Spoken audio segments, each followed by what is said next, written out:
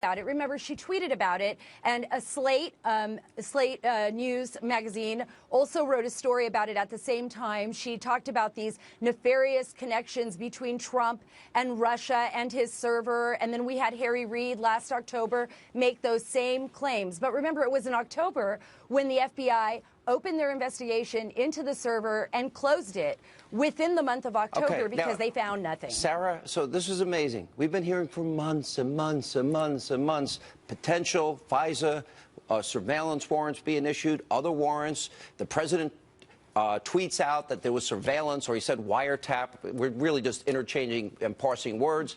He's right. The media blasted him for that tweet that he sent out. But there was surveillance. There were 2 warrants. It happened. They found no evidence at all to say that there was any collusion. Don't you think, in light of all the media coverage of this, that there's a dereliction of duty in informing the American people what you and John Solomon, both great, objective journalists, investigative reporters, have found? Don't you think there's major headlines they're ignoring? Absolutely. I mean, I think what you need to do is go to the truth. I tell you where there is evidence, though, Sean. There will be evidence as to who leaked this information if there are good investigators willing to find out who did. And that's where the trail of breadcrumbs will be. Because even though there's a wide expanse of intelligence agencies that can access this type of information, the leak on Flynn's telephone call, that was signals intelligence. That's a felony. Revealing that, like they did to the Washington Post, to David Ignatius, is actually a felony. And every time you go into a SCIF, that's a compartmentalized room that is highly guarded, so you can look at this information. Every time you go in there, you leave a marker. And that marker remains there so that people can go back and see who viewed that information. So if somebody wants to find out who the leaker is, if somebody wants to find out who violated federal law and leaked classified information on the wiretaps that were on the Russian ambassador, not on Trump, but they were on the Russian ambassador at that time and not on Flynn, they can find out. And that evidence is there. So I believe that whoever is appointed to investigate on the leaks will eventually sniff out that person, and that person will be exposed. Well, Sarah, I got to say again, both to you and John Solomon, really great investigative work. You deserve far more credit and coverage than you've been getting. Has any major other media television network reached out to you both? No, I mean, I've seen it out there. I've seen people talking about it, but no, they have not. That's sad. All right. Yeah. We will continue to follow this story into next week, I promise you. Now, with more reaction, author of the New York Times bestseller Treason, former Speaker of the House, Fox News contributor Newt Gingrich. 2 warrants issued, no evidence found, basically exoneration by the investigative units, and the narrative has gone on since before the election. What does this tell you? Well, you know, the first thing that hit me tonight, listening carefully to that interview, and she had really made some good points. The second warrant, which apparently went right at the campaign computer, is sort of the electronic equivalent of Watergate. I mean, in 1972, when the Nixon operatives, who were government employees, broke into the Democratic headquarters to find out what the Democrats were up to, that was considered such a huge scandal, it ultimately cost President Nixon his job. Now, what you have now is electronically, the federal government has gone into a campaign computer in what was clearly a fishing expedition. They found nothing, but they, in effect, ran the risk of violating the campaign. And it makes the question, why would the court have issued a warrant to go into a political campaign computer when there is, in fact, no evidence that the campaign was in any way involved with the Russians?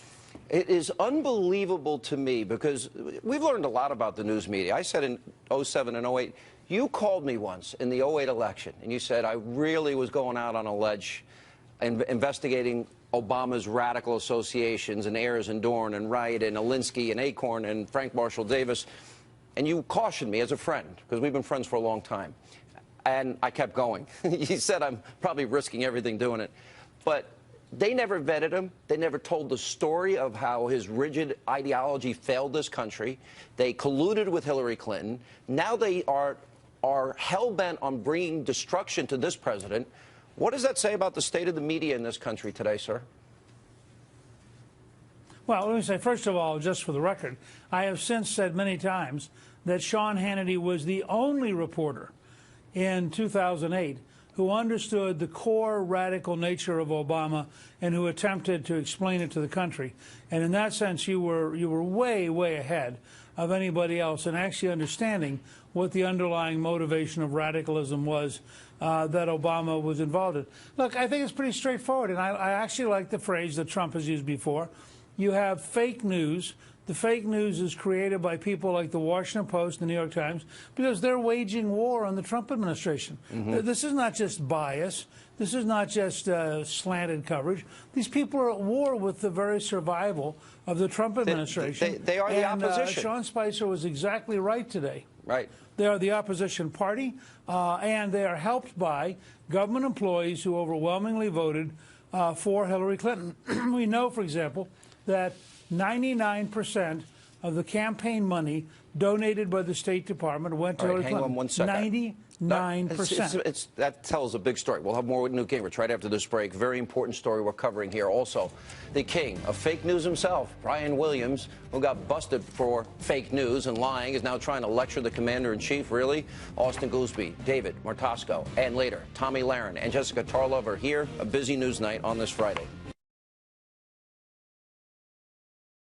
Back to Hannity. We continue with the former Speaker of the House, Fox News contributor, Newt Gingrich. So I had you on the other night. I loved an analogy that you used. You know better than anybody. You were the Speaker of the House. You said you get a box and everybody, what you need, the parameters in which you can pass a bill.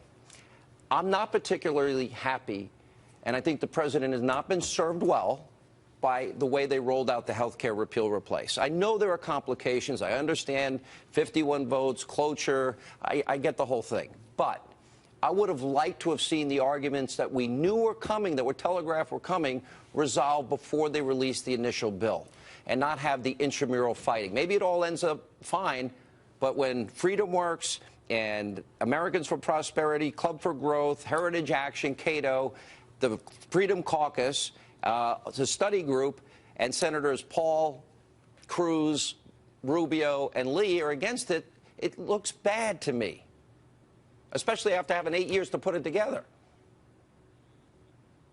Well, I mean, it certainly looks messy. But, and I think this is part of where you and I just disagree. You know, Vice President Pence, who was the chairman of the Republican Study Committee, who before that was, the Republican Conference, rather. Before that, he was a state legislator. And then after that, he was a governor. You know, he made the point, look, this is the process. So there had to be a bill to mark up. They brought out a bill that people on both sides, you're going to have some moderate Republicans with a little heartburn. You're going to have some conservative Republicans with some heartburn. Now they got to go through a process, and it's a messy process. Phase one, they got every single Republican on 2 committees. These are big committees, Ways and Means, Energy and Commerce. Every single one voted for it. Yep. Now they got to test the water. And the amendment process, no one has any idea how it's going to come out. Am I so unrealistic that I know? Go ahead. I'm sorry. I was just going to say, Vice President Pence has pointed out, you know, now the process goes forward. We suspect, I don't know, but I suspect there might be 1 or 2 amendments in order by the time we get to the floor. The conservatives will have a real shot at amending it.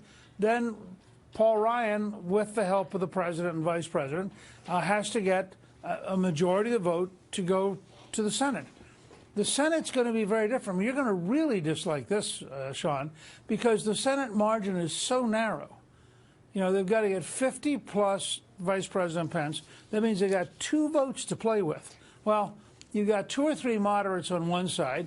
As you point out correctly, there are 3 or 4 conservatives on the other side. And then you have people who have real concerns, such as Senator Portman's concern about the opioid crisis. All of those have to be blended to get to 50 and Pence as a minimum. Now, when they do that, they're going to have a bill that's not quite capable of passing the House. And then the real fun will start, and they're going to have to get in a conference committee. Yep. And they're going to have to fight this out. In conference, and I understand. The question will be, and am I naive, though? I think, by the way, at some point you'll see President Trump on the road in some key states campaigning to make the case. Listen, this is better. There's no question. This is better than Obamacare.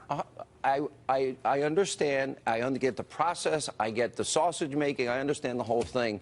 Am I naive in thinking that a lot of this public fighting could have been avoided had everybody got in a room and worked it out, at least a lot of it, not all of it, ahead of time with all the considerations you laid out, especially because they had 8 years to do this?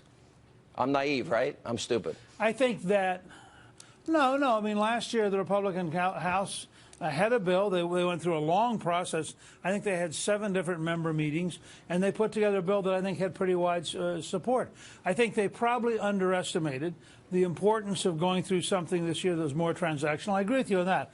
My only point would be, since you're off on the sausage making, is you ain't going to get a sirloin steak. There is no way in the American legislative process to get a sirloin steak.